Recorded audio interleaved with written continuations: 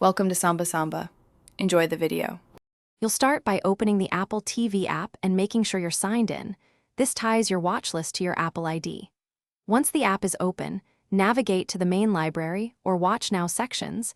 These are the hubs where lists appear. Make sure your device is online so changes sync.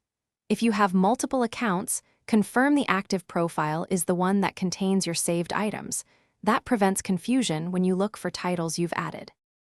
Now locate the watch list, called up next on many devices, by going to Library or Watch Now. Once there, scan the list visually or use the search box to verify that specific titles you expect are present. This helps you confirm syncing worked.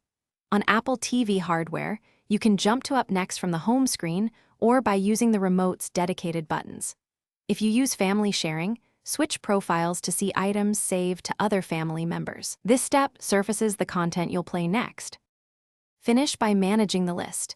Add from a show or movie page with Add to Up Next, or remove items using Edit or a swipe action. Once done, play an item to confirm playback and metadata match. If entries do not appear, sign out and sign back into the Apple TV app or force quit and reopen to trigger a resync. Make sure you're on the correct Apple ID and profile. That resolves most issues. If problems continue, toggle iCloud. Thanks for watching. Consider subscribing if we helped you.